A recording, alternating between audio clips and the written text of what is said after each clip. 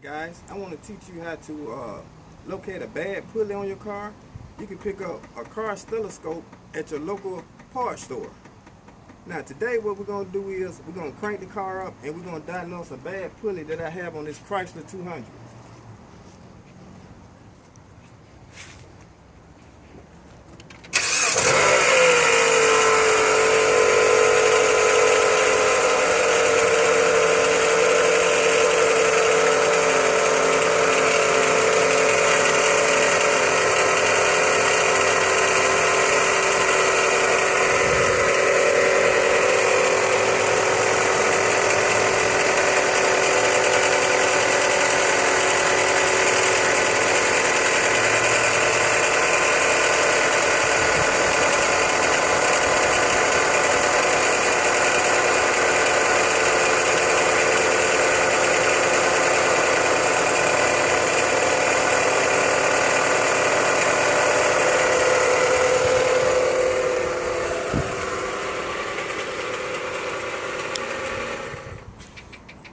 That sound, it is coming from the alternator.